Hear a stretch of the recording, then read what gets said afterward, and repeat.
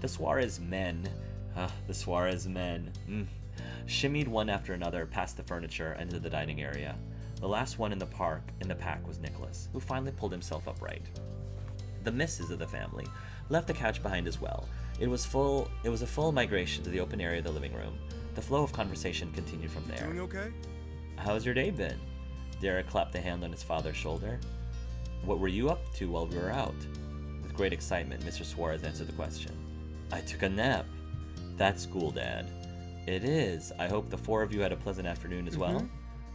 We had fun. It was a wonderful time of both old and new locales. George and Derek both nodded, not needing to add more than that. That's what I like to hear. Good to hear it. More current experiences were shared. Funny anecdotes were told. Stories seen lately were recounted. That was until a bold set of knocks startled everyone to attention. Shock rapidly sparked into joy. My friend is here. With that cheer, Mr. Suarez hot-footed into the door. He got dibs on first greetings this arrival by default. It was his day after all. And, just as he thought, Mr. Holden had arrived. He stood in the doorway with a party-sized grocery store fruit platter in hand. That's cool. The fruit basket, or the fruit tray, or fruit bouquet. If you had more time to arrange an order, you were certain it would have been a fruit bouquet instead. Yep. Good evening. Welcome, please come in. Don't mind if I do, this is for you. Mr. Holden placed a plate of delicately arranged fruit slices into his friend's hand as he passed through. And everyone else, I figured I should contribute something. How kind.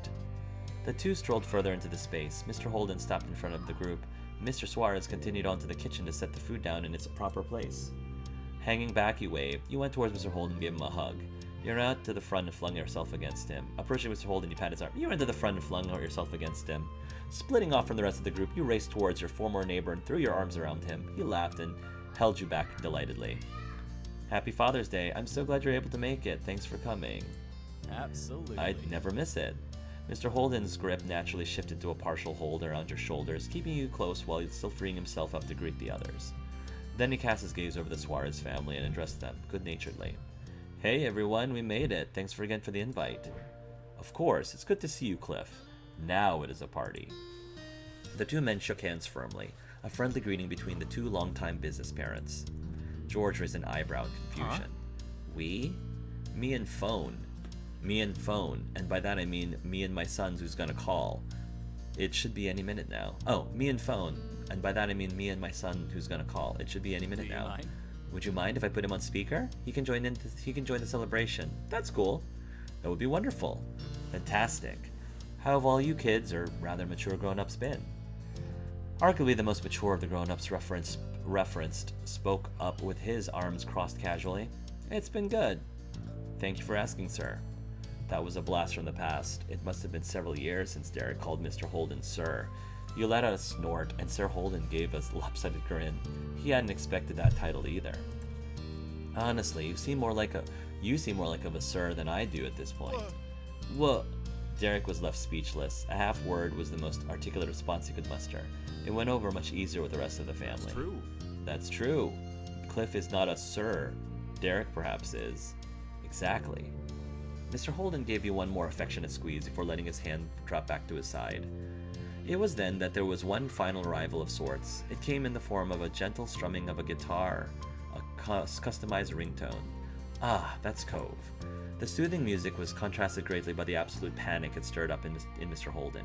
He fished his phone out of his pocket, nearly dropping it in the process, and hit the answer button. It was moments like this that you could see most clearly how the man in front of you had fathered his son. Hey! Hey, sport! Yep, I'm with the Suarez family. It's their place. Hold up, I'm gonna put you on speaker. Mr. Holden took the phone off his ear and tapped the screen once again. There was a moment of silence. Then a soft, tepid, disembodied voice came through the device from miles away. Oh, look! Wow, Cove's hair is a little bit different. Hi? Hi, we can hear you. Hello, Cove Holden. Hi, Cove. The entire Suarez family spoke up in good cheer to welcome their guest and their friend. Oh, great, hey. A fuzzy breath came through on that reply. He was relieved at the warm reception. Cove couldn't help being a little awkward joining a party even when he was not physically present in the room. Hey, Cove, I'm here too. Cool. So, happy Father's Day to both of you. Thanks. It is a happy Father's Day. It took a minute, but Mr. Holden eventually remembered that you don't have to hold the phone when it's on speaker. He placed it down on the counter for safekeeping and to give others more room to gather around. With a clear clap of their hands, Mrs. Suarez called the group's attention. Her eyes were squinted up from her smile-raised cheeks. So? Before it gets any later, how about we give Dad his gifts? Mr. Suarez distracted himself with the fruit platter Mr. Holden provided, but the promise of new presents drew him back out into the main space of the room. Yes. Yes, I'd like my gifts now. Let's do it. I'll be right back. I hid my gift in Nico's room. Yeah. Oh, sure. We can wait. But not long. That was tacked on to Derek's statement good-humoredly, though not entirely as a joke. I got it. George flippantly gestured a hand over his shoulder, dismissing his dad's impatience, but the speed he walked at was brisker than a normal indoor pace. Derek's hand automatically came to rest over his pocket. He patted the box and card safely tucked inside. The sight spurred you into double-checking your own stuff. All was well and ready to go. Why George had to stick the gift inside someone else's bedroom became all too obvious when he re-entered the hall. 2 free-form bouquets of beautiful flowers were spilling over the hands grasped around them. Ooh! It was a fitting choice, as a thrilled smile bloomed on one of the recipients' faces. The middle Suarez saw twist his arms closer to himself. A few petals brushed against his cheek. Sorry, I couldn't get this into a bag, so here it is. There's enough for Dad and Mr. Holden. That's so sweet. Are you What? sure? Me too? Yeah, you too. Mr. Holden was truly flabbergasted. There was no deep personal connection between him and George. He was Mr. Suarez's friend and merely an acquaintance of Junior's. Splitting the gift to share was far more consideration than Mr. Holden could have foreseen. He very obviously didn't know George. His problem-solving and thoughtfulness didn't surprise you at all. That is beautiful and very kind. Thank you, Junior. Nice work. Smart thinking. See, George is cool. I like him. He's so sweet. As Derek chuckled, George shook his head. I got lucky. You can go. Okay, first, Mr. Holden, this is for you. It was the card you'd seen him get that morning. Derek passed it over to the man it was always meant for. Wow, another gift? Now that's a thoughtful family. It's nice. You guys are nice to think of my dad. Derek ran his freshly freed hand through his short hair. He had a lovely smile on his face. It's no problem, bro. I also got lucky. And this is for you, Dad. Derek brought out the sleek package and held it out for the taking. Mr. Suarez plucked it up gladly. He tucked the bouquet under one elbow while pulling off the top of his new present. A tie! I will use this often. Thank you, Derek. You're welcome. You're welcome, Dad. Mrs. Suarez rubbed Derek's back, watching her husband admire the accessory. That will look great on the new shirt I got him. She winked knowingly and headed off the questions that statement might bring. I let him open that one earlier, so he didn't have to wait all day before presents happened. No wonder he'd been so well-behaved. He'd been preemptively mollified. Mr. Suarez whistled innocently, shuffling around the tie in the box. Thank you. Thank you again, my loving wife. He was fully basking in revelry. Meanwhile, his supportive partner took the initiative to bring out a couple vases for George's flowers. They looked even better fully spread out between the glasses. My turn. I've got something for you, Mr. Suarez, and you too, Mr. Holden. Hooray! Aw, Hark, you didn't have to do that. I wanted to. Exactly. Do not reject such generosity, Cliff. Right, you're right. I'm glad you did. Chuckling at the childlike joy of one father and the schoolboy shyness of the other, he lifted up gift bags from earlier that day. The one for Mr. Suarez went over towards him, and the same for Mr. Holden. They both accepted the proper present from your hands. After sharing excited glances with each other, the dads of the day opened the gifts at the same time. You had gotten a pricier option for a Father's Day gift. It might have been too much, but you didn't have to worry much thanks to the pleased smiles that remained on Mr. Suarez's face. Delectable.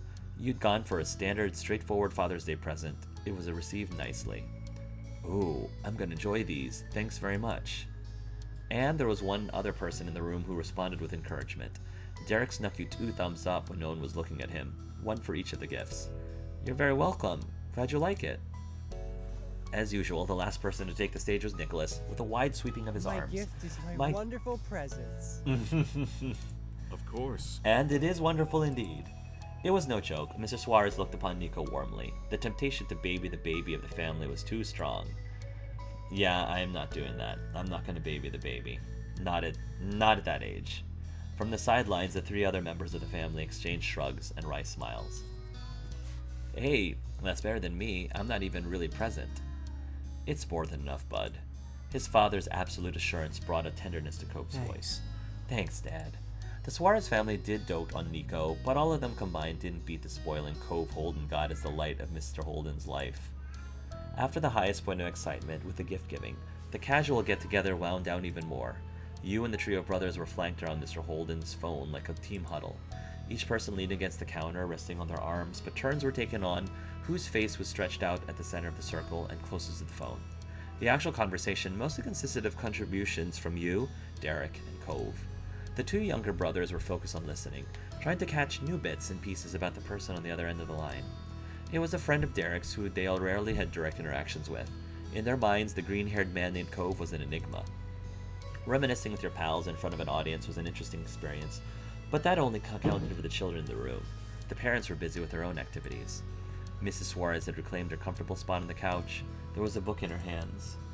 Her second gift of the day was not behaving like her kids and giving Mr. Suarez space to talk to his friend without scrutinization. The pair of fathers sat together at the dinner table.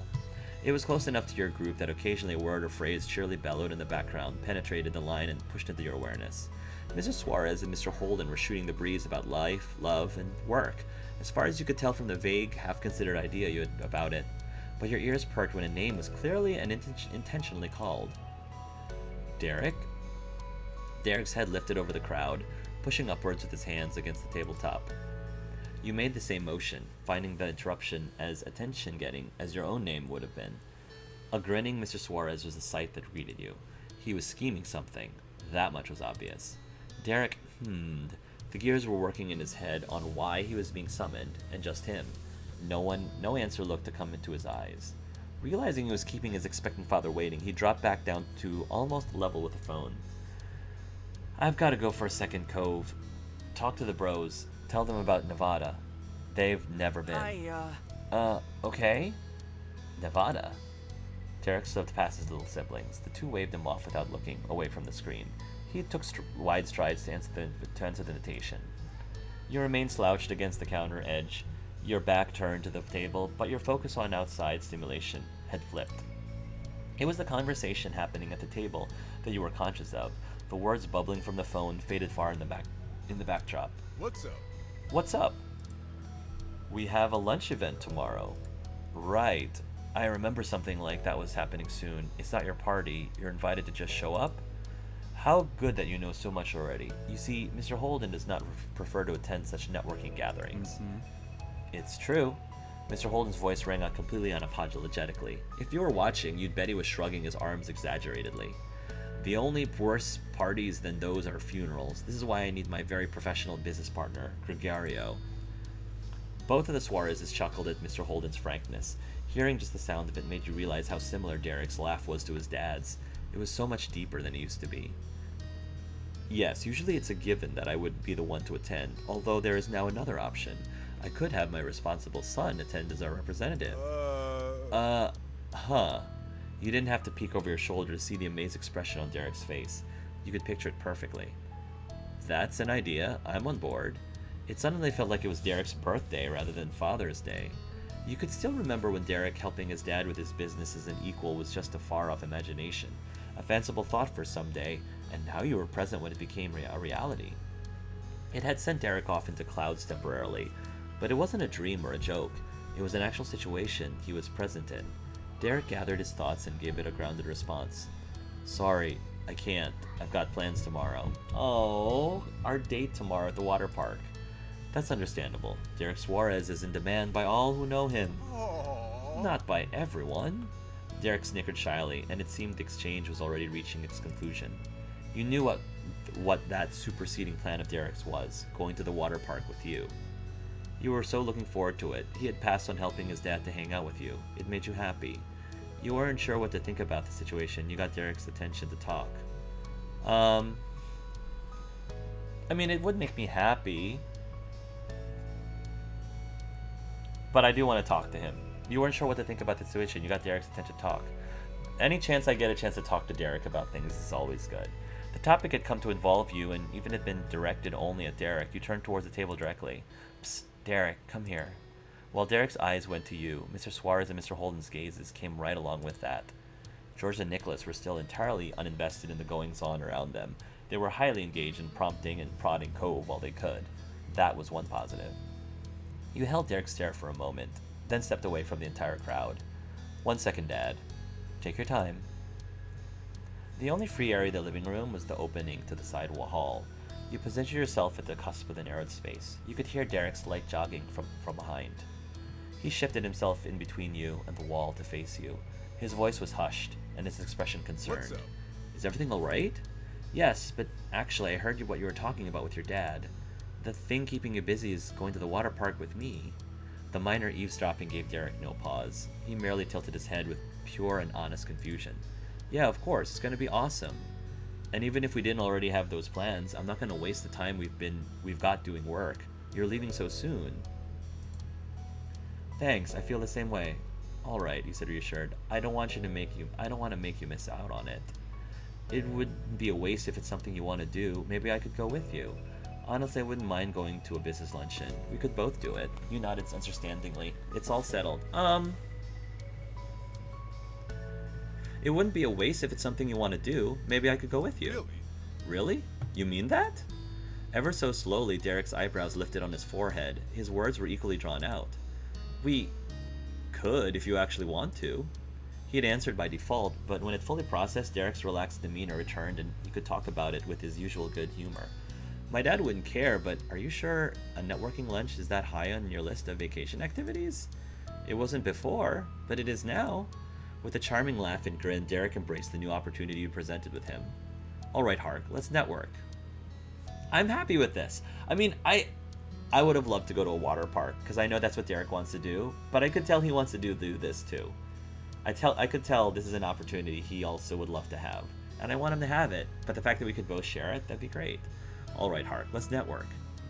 Together, you left the little hidey hole behind and rejoined the party. Derek went straight towards his father once more, and you went with him this time. With a stuffy, formal tone, Derek grandly gestured in your direction before addressing Mr. Suarez. Father, my own business partner of sorts, and I had a meeting and decided that we're willing to accept the offer and attend the luncheon as a team. Thank you for your consideration. Oh, wonderful. The funny effect Derek put on did not cause Mr. Suarez to treat him or you as a joke. It was earnest in his reply. Thank you, Derek and Hark. It's kind of you to help. You've grown into such talented and successful people. I can't keep up at this point. After years of hard work, Derek had earned so much praise from his dad, yet he didn't accept it with beaming pride or even downplay it with lighthearted humbleness. He simply rejected it. Hardly. Something had changed. He wasn't a small teenager who could only guess what it meant to be an adult and believed what he was told.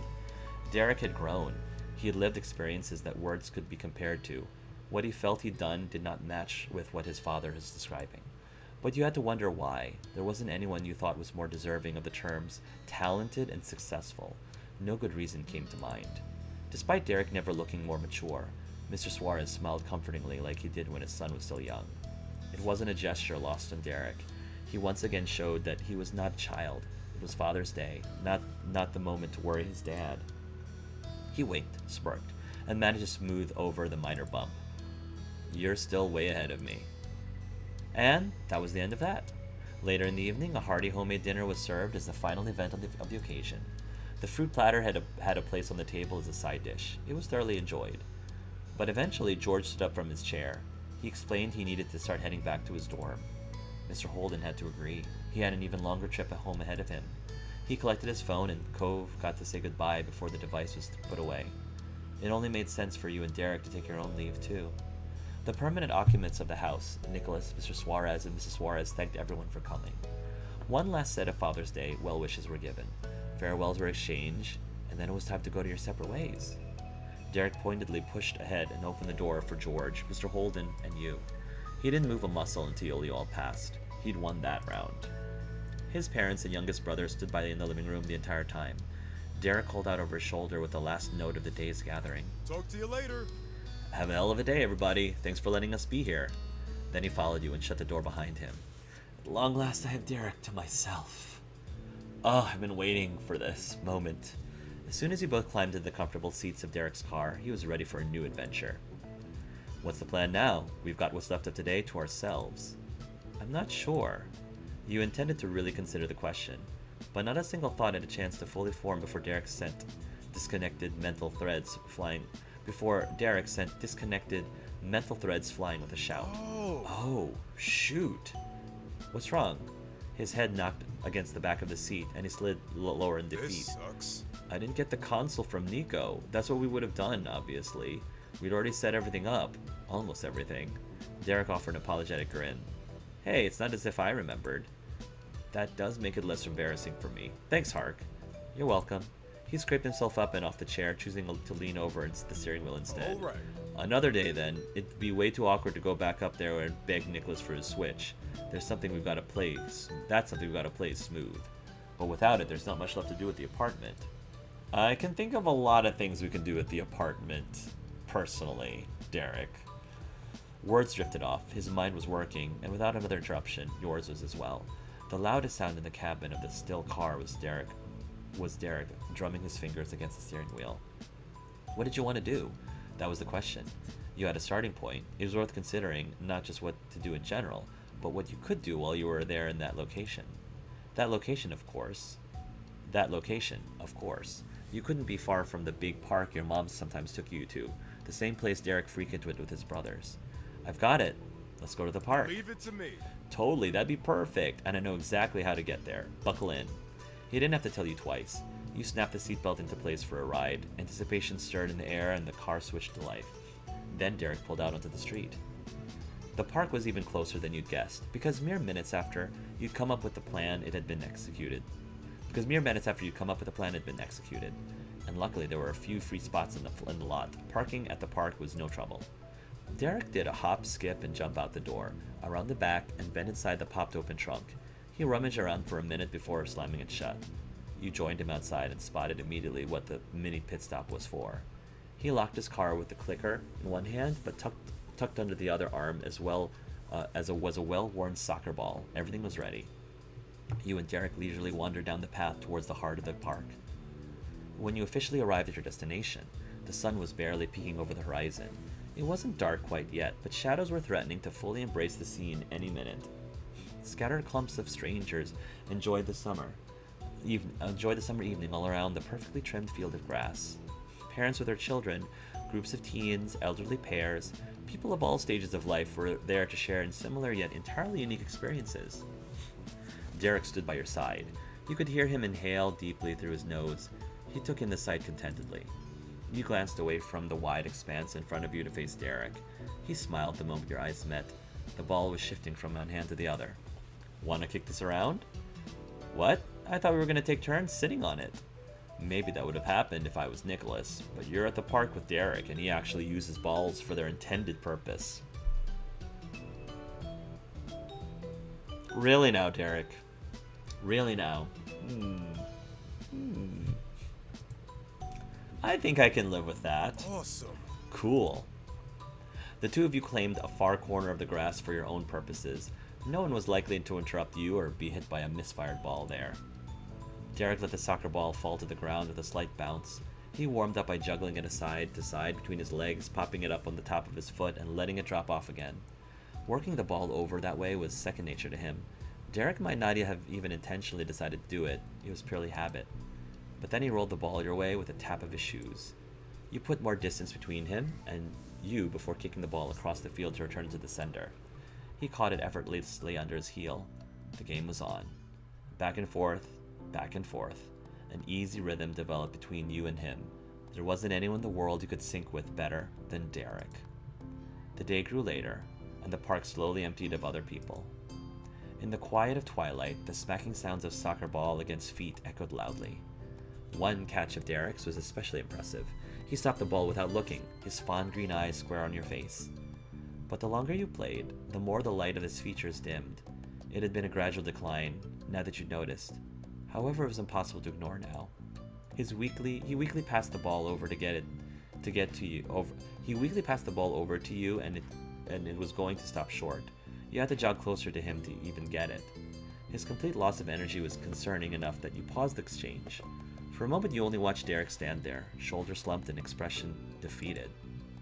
He felt grateful for the excuse to be nearer to him given by the slow kick because he spoke distantly to himself. It It would have been impossible to hear from the full length that used to be between you, and you still had to strain your ears to not miss his words. I can't believe how long it's been. I'm here with you in my old park. It's so much as like it was before, but it's not the same. Why can't I feel the way I used to about it? He mentioned a similar sentiment at the mall, and when you visited Sunset Bird too. Derek pushed it off each time before. That thought had continued to eat away at him despite how much he'd avoided confronting it. Derek, what happened? I know something bothered you. Why did you come back to the city? Why didn't you believe your dad when he said you were successful? You know you can talk to me about anything, right? You waited for him to say more. Derek, what happened? I know something bothered you. You pointedly sent the soccer ball over again, putting the ball literally and metaphorically into Derek's court. He pressed the ball under his heel and stared at you just as hard. Distant lamps flickered on around the park. The darkness in Derek's features was contrasted even more strongly when lit up from behind. It was much later than you realized it was. You know my life story, most of it at least. I wanted to be good at sports, and I tried. In high school and college, I put my all into it. After that, there's a lot of ways you can go further with it. You can coach or teach or aim to go pro. I had that chance. I could have tried out to make playing an actual career. Really? That was incredible, and it left you entirely stunned. And all the calls you'd had, and during the entire time you'd been here with him, he'd never hinted at anything like that. That's right. He owned up to the admission with deeply furrowed brows and self-directed sneer.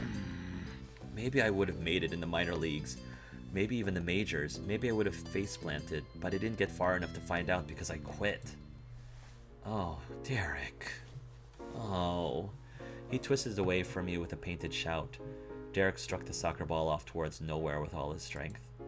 It shot into the distance, vanishing completely in the inky skyline before you ever saw it start to slow. Derek stared at where the old ball from his much younger days had gone, even though it was truly and thoroughly gone. I gave up and left, and that's it. Why? It's alright, Derek. And you've been okay while you were away? I missed that catch. You attempted to lighten the mood. Well, not for fetching the ball. You chuckled awkwardly. You could merely concern. I'm gonna ask, why? Because it didn't matter. You got an answer. A hollow and distant reply that reminded you not at all of the Derek you knew. His empty hands squeezed into iron ball fists, solid and all too heavy to hold up. I did love sports. I think I did. Sometimes, I'm not sure I can remember. What I do know is that I had something to prove. If I ever stopped, it felt like I'd be giving up. I'd be quieter and I'd be a quitter and a failure who couldn't cut it. And I could never arrive either. There was always another goal in the distance that I still hadn't reached, so I had to keep going. Derek's eyes were hazy. His chest rose and fell at an unsteady pace. He still hadn't stopped looking out at the dark, expecting and getting nothing from it. Downgrading my playing to nothing more than a hobby would have been the same as not playing at all. Wasted effort, wasted potential. What a shame. That's what people would think. That's what I thought. That's what I thought. I know it's true. All I did was develop those skills. If I don't use them then, what was the point of trying so hard? For a second time, a long-hidden anger cracked. He had faced you in his fury. But again, Derek let it settle back to somberness before continuing to address you. But like I said, what does that mean? Where could that go other than doing it forever? How did it take me this long to realize something that obvious? I was going to have to do it forever.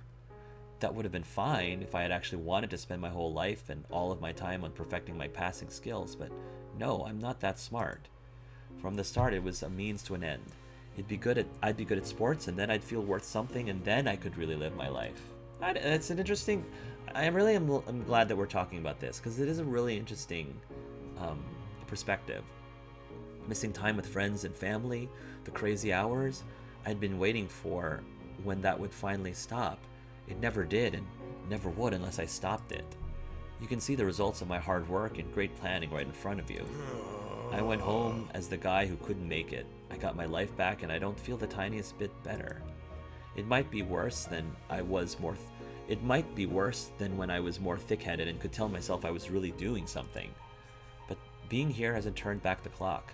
I can't look forward to what life could be when I'm grown up. I'm just an adult who wasted so much of my life already because I had a chip on my shoulder. And I'm so ticked off. His face fell into his hands. that was where the story of Derek stopped. I don't think that's where it stopped. It definitely is going to continue on.